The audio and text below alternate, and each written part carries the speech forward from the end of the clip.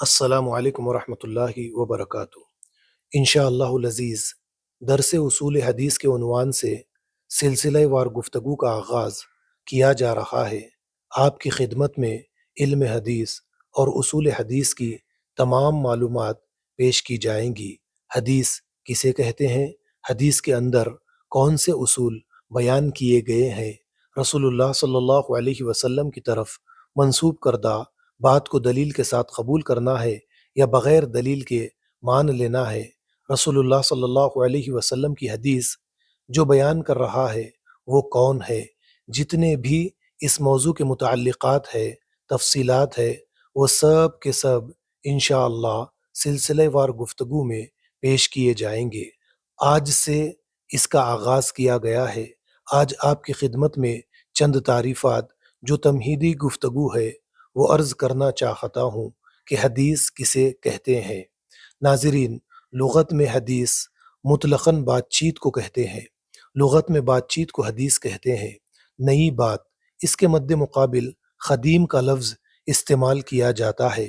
قدیم پرانا، حدیث نیا، اسی سے حادثہ نکلا ہے، نیا کام ہو گیا، نیا واقعہ ہو گیا۔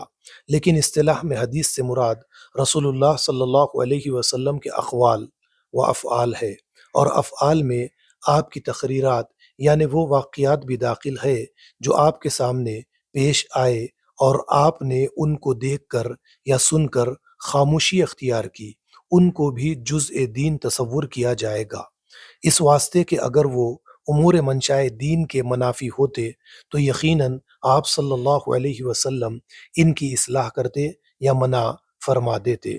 اسی طرح افعال میں آپ کے اختیاری احوال بھی داخل ہے، البتہ غیر اختیاری احوال، حلیہ وغیرہ اس میں داخل نہیں، کیونکہ ہم سے ان کا کوئی حکم متعلق نہیں۔ مگر یہ تعریف علماء اصول فقہ کے ہاں ہے۔ محدثین کی اصطلاح میں حدیث کے تحت ہر وہ چیز داخل ہے جو حضور کی طرف منسوب ہو، اقوال و افعال اور احوال یا تقریرات و صفات، بلکہ بعض حضرات نے صحابہ تابعین کے اقوال و افعال کو بھی حدیث میں داخل مانا ہے۔ یہ مختصر سی تعریف حدیث کی میں نے آپ کے سامنے ذکر کی ہے۔ رسول اللہ صلی اللہ علیہ وسلم کا قول، آپ کا فعل، آپ کی تقریر، رسول اللہ صلی اللہ علیہ وسلم کے سامنے ایک عمل ہوا تو آپ صلی اللہ علیہ وسلم نے خاموشی اختیار فرمائی، سکوت فرمایا، اور آپ کی خاموشی اس عمل کے جائز ہونے کی دلیل ہے، کیونکہ آپ پیغمبر ہے۔ آپ کے سامنے کوئی غیر شرعی کام ہو رہا ہو اور آپ خاموشی اختیار کرے، یہ ممکن نہیں۔ لہٰذا آپ کا خاموشی اختیار فرمانا اس بات کی دلیل ہے کہ وہ عمل جائز ہے، یہ تقریر کی تعریف ہے۔ تو حدیث سے مراد آپ کا قول، آپ کا فعل، آپ کی تقریر ہے۔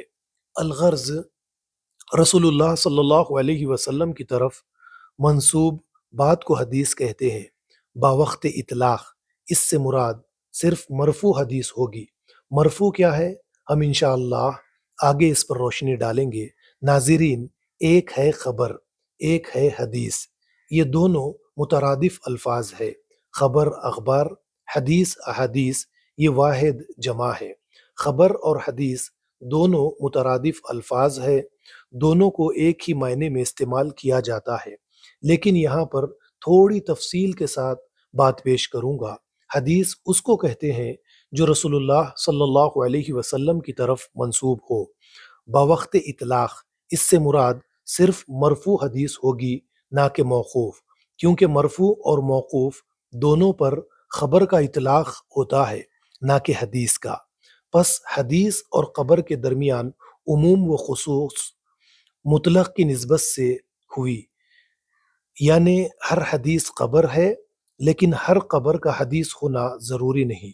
بعض علماء کے نزدیک آپ صلی اللہ علیہ وسلم سے مروی بات چیت کو حدیث اور غیر مروی بات کو خبر کہا جاتا ہے، اور اسی طرح ایک اور لفظ اثر کا بولا جاتا ہے۔ اثر کا لفظ صحابہ کرام کی طرف بولا جاتا ہے، ان کی طرف اس کی نسبت کی جاتی ہے۔ اثر کا اطلاق بھی مرفوع اور موقوف دونوں پر ہوتا ہے۔ بعض محدثین اثر کے لفظ کو صحابہ کے اقوال پر، رسول اللہ صلی اللہ علیہ وسلم کے اقوال و افعال پر بھی بولتے ہیں۔ یہ بھی مترادف خبر ہے، لیکن فقہا خراسان موقوف کو اثر سے اور مرفوع کو خبر سے تعبیر کرتے ہیں۔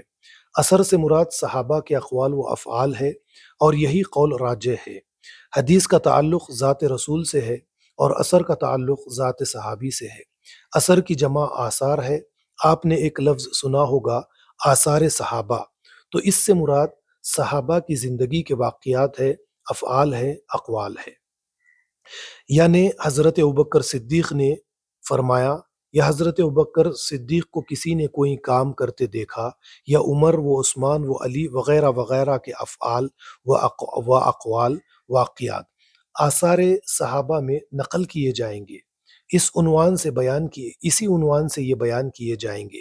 آپ یہ جان لیں کہ حدیث سے مراد رسول اللہ صلی اللہ علیہ وسلم کی بات ہے اور اثر سے مراد صحابہ کرام کی بات ہے۔ اب چند تعریفات آپ کی خدمت میں پیش کرنے کے لیے جا رہا ہوں۔ ناظرین، ایک ہے علم حدیث۔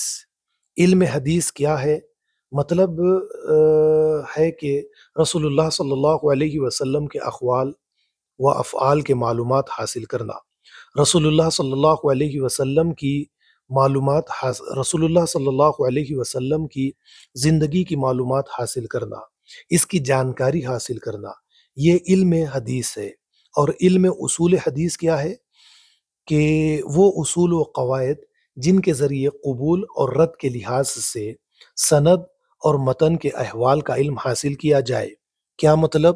جو ہم نے حدیث کا علم حاصل کیا ہے، رسول اللہ صلی اللہ علیہ وسلم کی زندگی کے بارے میں جانکاری حاصل کی ہے، اس کو قبول کیا جائے یا رد کیا جائے۔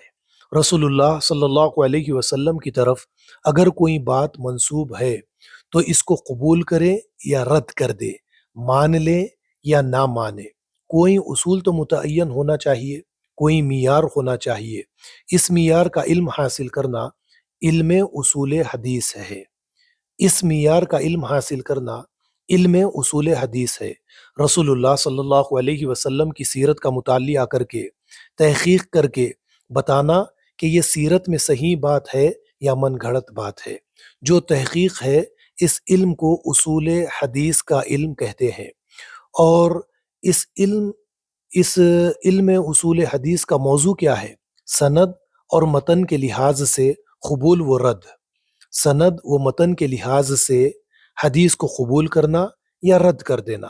آگے سند اور متن کی بھی تعریف آپ کی خدمت میں پیش کر رہا ہوں۔ سند متن حدیث تک پہنچنے کا راستہ ہے۔ سند کی کیا تعریف ہے؟ متن حدیث تک پہنچنے کا راستہ، اسے سند کہا جاتا ہے۔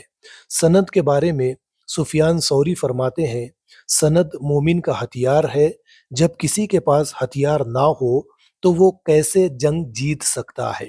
اور عبداللہ بن مبارک بیان کرتے ہیں، سند دین سے ہے، اگر سند نہ ہوتی تو جو کوئی جو چاہتا وہ کہتا پھرتا، لہٰذا سند بہت ضروری ہے۔